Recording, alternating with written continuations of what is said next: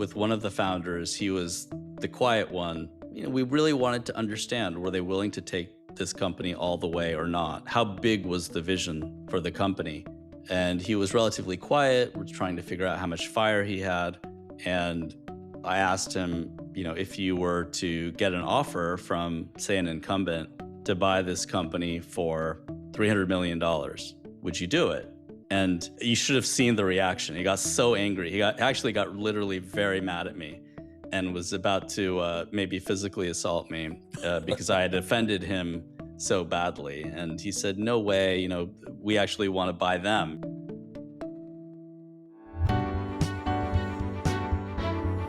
You are listening to The Sure Shot Entrepreneur,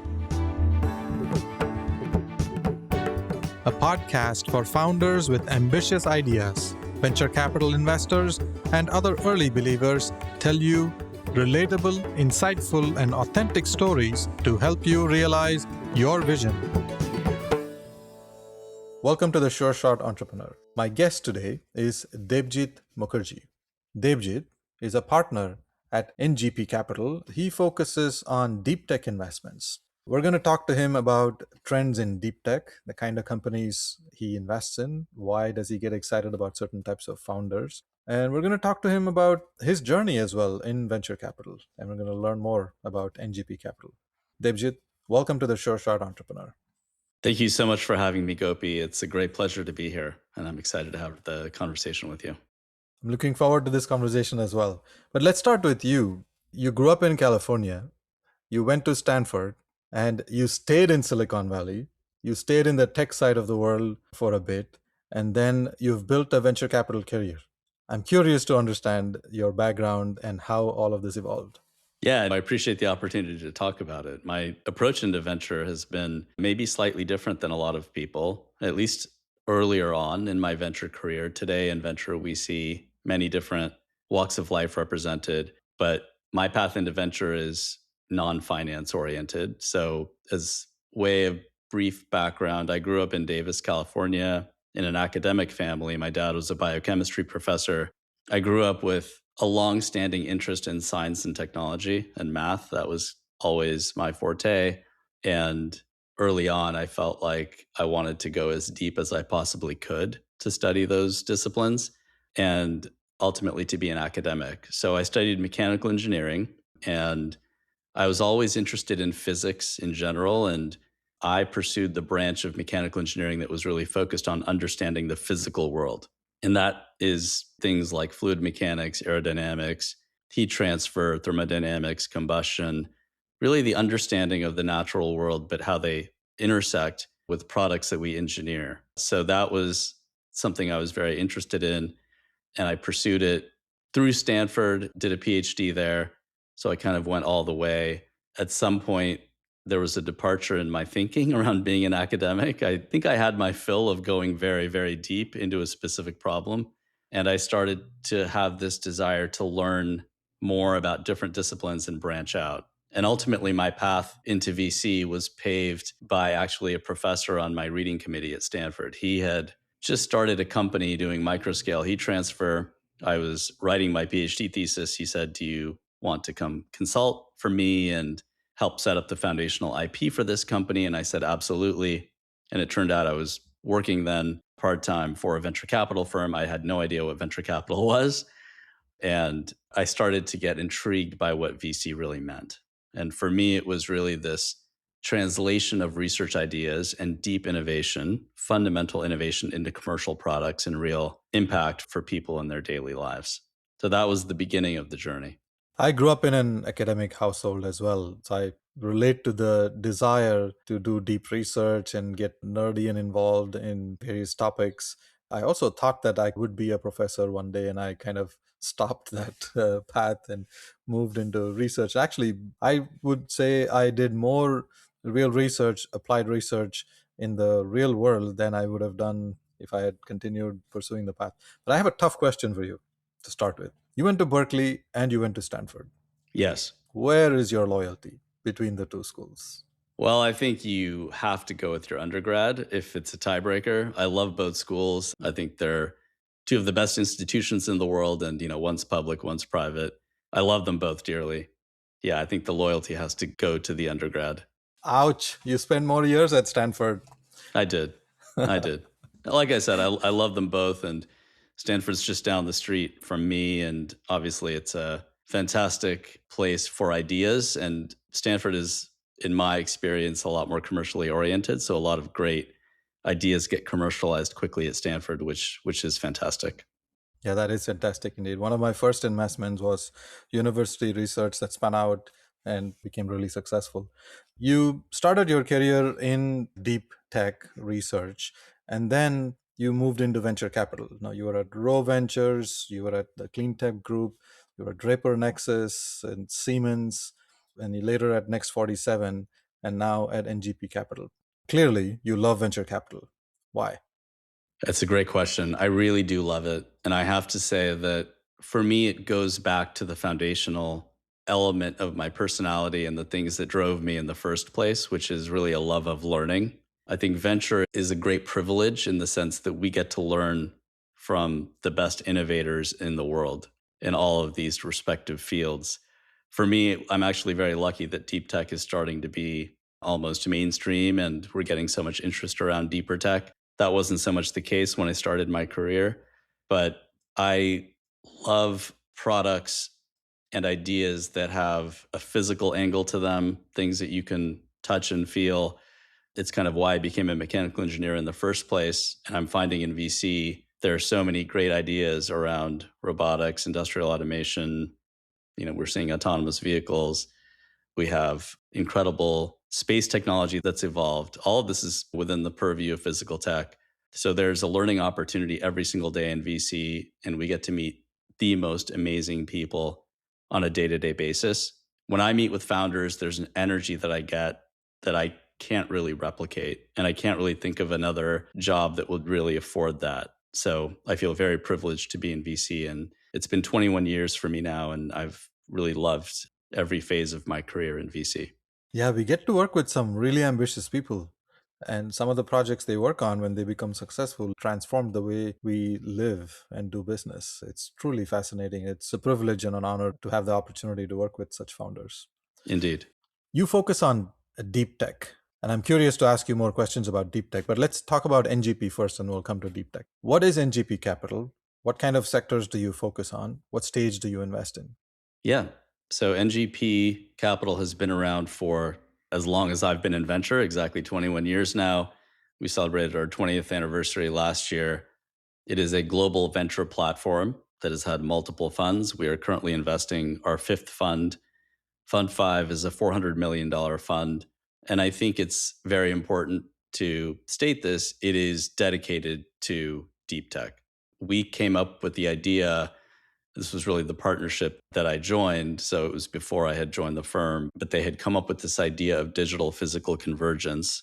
This is effectively the place where atoms meet bits to signify that this fund would be entirely focused on physical industries and the opportunity for software to transform the physical world, AI and software to transform the physical world, and also hardware, beautifully engineered hardware to play an important role in that transformation. What that means from a practical standpoint is that we invest in robotics, AI backed connected sensors and systems, industrial software, space technology, data center technology, cybersecurity. All of these are within the purview of what we do. And in terms of stage, we typically like to invest at the Series A and B stage. We like to really roll up our sleeves and work closely with founders. And we're certainly not driven by volume. We're driven by exceptional ideas and truly disruptive technology. And I can talk maybe a little bit later about our unique approach. But what really pushed me towards NGP, I joined 2 years ago, was this dedicated focus on deep tech and convergence. It was a perfect fit for me. And I also like the global nature of it. I'm based here in Palo Alto. We have a team based in Germany and a team in Finland. We cover the globe. We've invested in Israel and China in our past. We've invested in India and South America. So there's no region that's really off the map for us. We're simply looking for the best companies in the world and the categories that we care about. You're a truly global firm. You focus on all geographies. What stage is a sweet spot for you? And how many investments do you roughly do in a year? So the best stage for us where we feel greatest comfort is series A and B. So it's relatively early stage. Sometimes we will do late stage seed rounds, and sometimes we will do what I would call early series C rounds. And of course, we will support our portfolio companies as they progress. Usually the check size that we like to deploy is about 15 million. And like I said, we like to lead and be active on boards. Deep tech is hard. That's kind of the popular notion. It's capital intensive, it takes time, and the risk involved in technology breakthroughs is there's a lot more ambiguity than market risk or business model risk or product risk or even team risk. But deep tech is essential. The deep tech kind of goes in favor, out of favor, a few seasons. I get the feeling that now is a really important time for deep tech. I can see that your whole firm focuses on deep tech. Can you talk about some of the important trends and why deep tech is important today? Sure. So I think deep tech does have fundamental, lasting, durable value. If you look at global GDP, ranging from 30 to 50% of global GDP is driven by physical industries. Having a physical presence from a product or a solution is very sticky. And so there are natural advantages to it. It does have the reputation of being difficult. And we've seen various evolutions of deep tech over the years. I think right now we are seeing an incredible interest in deep tech for three reasons. The first is that if I think about what customers are saying, and I've been following industrial customers for a long time, call it 15, 20 years, there's a change in their voice. Deep tech is not just about technology being ready, it's also about the market being ready. And what we're hearing from the voices in our customer networks is that things like ChatGPT, that moment, actually, we don't think about it often, but that actually had a ripple effect in industrial segments. Humanoid robotics is another thing that has captured the imagination. The reason these trends are so profound, these are moments in time where there's a great technology idea, is because we're facing a backdrop of true scarcity and need. The scarcity really is in the form of labor. Labor shortage is a real thing. There's a lot of market research out there about 500,000 US factory jobs being unfilled today, growing to probably 2 million in the next 4 to 5 years. We've gone out and asked customers on the factory floors, in supply chain and logistics, in process industries, is this true or not? And it's been categorical and universal. Yes, it's a problem. There are not enough workers. We have training issues. Churn is at an all time high. We have generational turnover. Reshoring is a real trend. Manufacturing resilience, and in part related to military independence and the upsurge in defense, these are all driving factors. So the first thing that I would say is there is this market need and customer attention that I have not really seen before. So there's a moment now in deep tech on the market side. I alluded earlier to the technology factors. I think that if you look at the new technology that has come up, that's things like generative AI, new form factors within robotics. So moving from very brittle application specific form factors to much more generalized form factors. Today, having multimodal data is no problem at all. A model can break down multimodal data, which was not really possible before. If you think about industrial segments, they're all about silos. Very, very specific data, but locked up in specific domains or locked up in silos. Those barriers are now beginning to break. So I think it's a combination of technology trends that started earlier. And we saw a lot of those trends being discussed in the context of industrial IoT, things like pervasive connectivity, lower cost of compute, faster sensing and better data health. I mean, all those things are happening, but then we also have brand new models coming out. AI is now at a different level. We kind of went from machine learning to deep learning to now generative models. And robotics is also hitting now a point I think that people didn't expect before. I think there's certainly now a number of companies that have made automation much more mainstream. And now we're getting into more generalized, very, very intelligent, very flexible automation modalities that are now opening the aperture wide. Gopi, there's one other factor that I would point to, and that is that generative AI is also changing the landscape in terms of software. We're, of course, seeing that as a repercussion in the markets today. You can look at the rise of a company like Anthropic and, in some ways, displacing potentially many vertical software applications and commoditizing a lot of basic software skills. I think there's a resurgent interest in deep tech and physical tech because, to some extent, those categories still require real world deployments. They need to be installed by customers, there's a physical presence, and it's very hard to unstick those or disrupt those. So I think this maybe resilience against the software disruption that we're seeing is another factor. So you're saying now is the time for deep tech. After years of research in the labs and in universities and other places, now physical AI and all the advancements that have happened is moving into the real world. And that evolution is your main area of focus when you look at investments. I think the moment for deep tech has arrived. I would add that there's one other thing that is a part of my thesis, which is that deep tech often invokes the idea of hardware. And this is kind of the convergence of deep tech and physical tech. Well, hardware is now easier to design than ever before. And some of it is with the advent of these generative tools.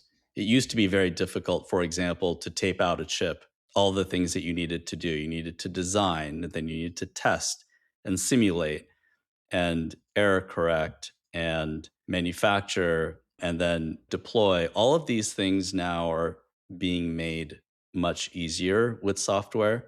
So even the hardware design and engineering and manufacturing cycles have shortened with the advances we're seeing in software. So there's been a real acceleration in even creating and deploying new hardware paradigms. Let's take some examples of portfolio companies, maybe start with one. What happens in that first meeting when you talk to a deep tech founder? What questions do you ask them? And what do you want to know? So typically, what I start with, and I think the interesting thing about VC is that we all kind of need a superpower and we all play a little bit of a role by maybe building on our strengths. So, being a PhD in engineering and being a former aerospace engineer, one of the things that I like to do is to go deep on product. And one of the first things I ask is just tell me, what was the hardest part of your product to build? What was the thing that really took the longest time to crack? What was the thing that really frustrated you? I'm looking for two things. A, because the frustration tends to be a very natural, emotional human feeling. I can tell when the experience is authentic. A founder is maybe venting their frustrations or excited to tell me about the hardest thing that they had to overcome. It is usually not the thing that you would expect. It could be something very plain and straightforward, meaning it may not be the crux of their intellectual property, but it may be a more mundane characteristic of the product that was just very difficult to execute. Maybe it was for people reasons. Maybe it was because they needed access to some resource that was hard to get. But really, what I'm looking for is an authentic answer. I look for the emotion in the voice. I'm also looking for evidence that the founder has a lot of resilience and was able to overcome a challenge, get over it, and then probably learn from it. And the third thing I'm looking for is if this founder, and if it's a thoughtful founder, had a difficult time solving this problem, it's also probably going to be hard for somebody else. So I'm looking for those moats that really differentiate the product and create replication difficulty for others. So you're a product guy. That's what you look at first. I like the way you frame the question. What was hard to build? What was the biggest challenge and how did you overcome it? It gets straight to the heart of how they think as technology experts.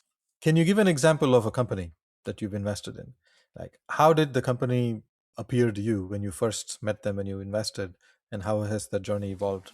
Yeah, I'd love to. I'd love to talk about one that's near and dear to my heart, which is Traction. It's a company based in Atlanta, Georgia, and it's a global company now. They have basically built a combination of hardware and software solutions to manage industrial operations and maintenance, specifically being experts in machine intelligence. So they have a network of sensors that provide condition based monitoring and predictive maintenance, offer all sorts of insights to maintenance, reliability, and operations teams. And they also have designed workflow software that enables execution of the insights that they generate. It's one of the fastest growing companies I've ever been a part of in industrial categories. They have a real hardware product, so it is not a trivial exercise to build these, get them shipped, get them installed, have them working to customer satisfaction, generate data. But at the end of the day, it's really an AI company. The sensors are beautifully designed, beautifully engineered, and they always took the highest level of care to build the best hardware in the world. But at the end of the day, those sensors are a way to get data into their system. So they're collecting from over 100,000 sensors now deployed. They're collecting a giant amount of information and processing all of that and combining it with other machine data sets like work procedures and OEM catalogs and data sets. They also even have a physical testing lab where they're creating data. So the data is the moat. It's truly a physical AI company. My history with Tractian goes back to 2021 when I first met the founders. They were actually raising a seed round. So this was a very early company. I met two of the three founders at the time. They were in their mid 20s, very young, but they had an intensity about them that was hard to deny. It was a category that I had looked at before. I had already decided this was a very difficult category because I'd talked to probably 10 companies in the space. They were all kind of going about it the wrong way, in my view. And I thought in some ways that way was the only way to tackle the market. So I didn't think there was another way in. These guys, the first time I met them, they almost had the antidote to the poison that I just talked about. They had a kind of an answer to everything on my anti list that I had created. But it was very early. I just didn't think they would be able to hit the targets that they had set for themselves in the next 9 to 10 months. So I told them it's a little early, but please come back to us at the end of the year. I think we created a good enough connection because I asked a lot about product and tech, and I'm not sure anyone had asked them those questions before, that they wanted to come back to us for the Series A. So they came back 9 months later. They said, hey, we didn't just meet our targets, we exceeded them. And that got me immediately excited. And then we went deep and we ended up leading the Series A. The things that really stood out to me, I think, in those first few interactions were an incredible intensity. I think that's hard to quantify. It's just something you feel, an incredible sense of drive. There was a sense of almost a revolutionary spirit. You could tell that they wanted to redefine the whole category of asset maintenance and machine monitoring. It was just something that they were compelled to do. And there was a learning and a curiosity. This is something that I look for in founders all the time. There's a learning desire and a curiosity, which I had not seen in others. And I'll give you an example of what I mean, Gopi. So, in that Series A diligence, there was a whole section of the product, specifically metrics around the product and usage that they hadn't really looked into. So I told them, hey, I'd love for you to actually decode all of this. Please go into your data archive and give me all this data. Now, to many founders, that can sound like a lot of homework. It can sound burdensome. To these guys, it was a challenge. It was something they were excited about doing. They were excited about doing diligence to uncover something that they knew was going to be important for them. So that was an amazing thing to see.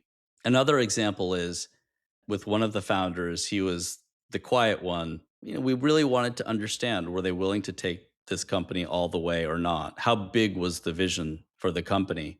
And he was relatively quiet. We're trying to figure out how much fire he had. And I asked him, if you were to get an offer from, say, an incumbent to buy this company for $300 million, would you do it? Would you sell Traction for that amount?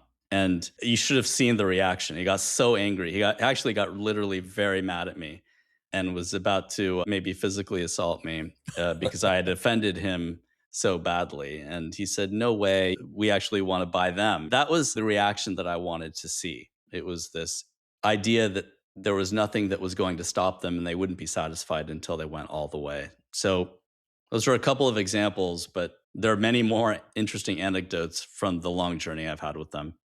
What an amazing story. I notice a few unusual things here. First, the company is based in Atlanta, not in Silicon Valley. So you truly are global and you're investing in places where most other investors don't focus on. The second is I see that Igor actually dropped out of college. He went to college at University of São Paulo and he also spent time at UC Berkeley. He didn't have a master's degree. He didn't spend years doing research on deep tech and those kind of things.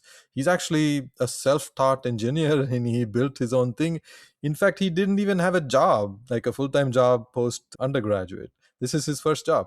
And Yes. this is not a common trait I see in the world of deep tech.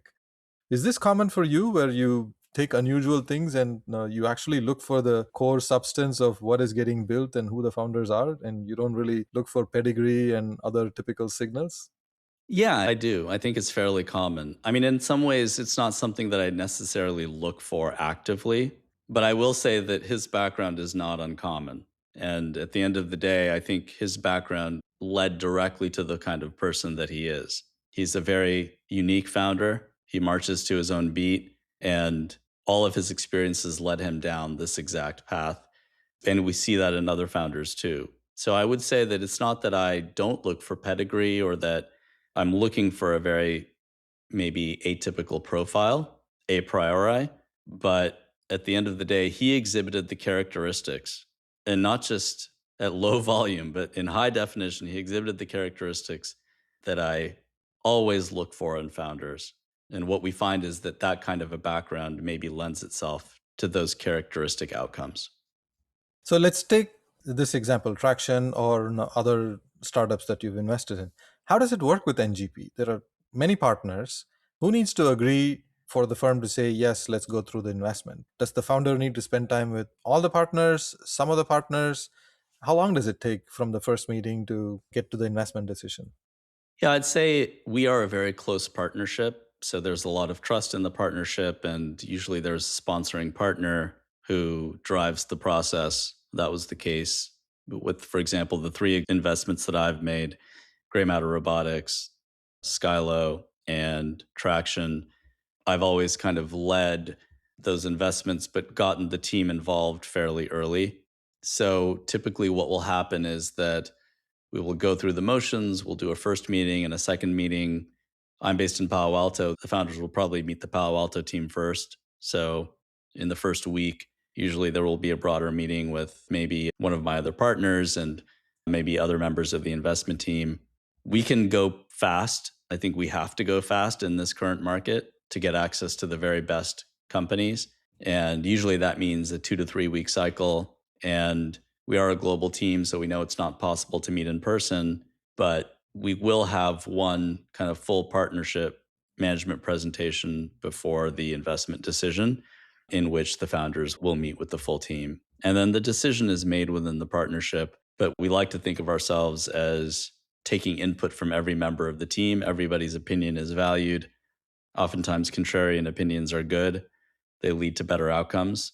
And so we have a process where the partners vote, but everybody also has an opportunity to weigh in formally. That's actually an important part of learning for especially the junior team, is being able to chime in and knowing that they have a bit of a voice in deciding where we invest. What if one person on the team really doesn't like the deal? They get really nervous. Usually what happens is we take that under advisement. I think it's a case by case basis, and it hasn't happened while I'm here, but usually if the other partners feel that the opportunity is worth pursuing, then that will carry the day. So we don't have, I would say, a firm veto from anybody, but it's taken under advisement. And typically, what we like to do is obviously take the feedback seriously and translate it into a practical ask. So maybe it's a concern about the team, or maybe it's a concern about the go to market approach. Whatever it may be, we try to turn that into a strong recommendation for the founders and potentially at least surface it. And so it's known ahead of time that that was a concern. What I don't want to do is turn it into a requirement or any kind of formal term as part of our investment. I think that leads to bad outcomes. But we take everybody's opinion seriously. So you've been at NGP for 2 years and you've invested in 3 companies so far. Typically, a partner champions a deal and gets it to the finish line. How much time does it take to go from beginning to end? It usually takes, I would say, 2 to 4 weeks. Where we really need to hustle, we can. Where we have pre existing knowledge and maybe a predefined thesis, then it goes faster. Where we have to spend more time unpacking maybe complexities of the business or even getting to know the space, then it can take a little bit longer. But usually 2 to 2.5 weeks is about as fast as we can go. I should mention that I personally am very much a proponent and try to follow a thesis driven approach to investing, which means not just investing opportunistically by meeting a company and liking it out of the blue, but rather having a prepared mind. And that means doing thematic work before meeting with founders. Sometimes that means that you may not have thoroughly explored the exact space that that founder is pursuing, but you've maybe explored adjacencies or areas close to that category where you have a semi prepared idea before going in. And I think I really followed the scientific approach, the scientific method when it comes to thesis driven investing, which is meet with some companies, get smart, talk to customers, have a starting thesis. The thesis could be wrong, but you go with it, then you collect additional data and you refine the thesis. I see that you have a very methodical way of approaching this in the ambiguous world of early stage investing. I make it sound a lot more systematic than it actually is, Gopi. Deep tech has many themes inside. In your thesis, what are some specific trends you are excited about? I think one of the trends that excites me the most is what I'm seeing in robotics. I've invested in robotics now for many years, having invested in companies like Locus and Gecko and Skydio. Early in my career, investing in Ava, which was a sensor company. Now investing in gray matter robotics. So robotics is a category that I feel strongly about because it marries fantastic software with great hardware. The best results are those where you have some tight vertical integration and you own the whole stack. One of the things we're seeing is a progression in robotics from more application specific, rigid, brittle systems to now as the AI is getting better and better and we have multimodal models available, much more flexible form factors.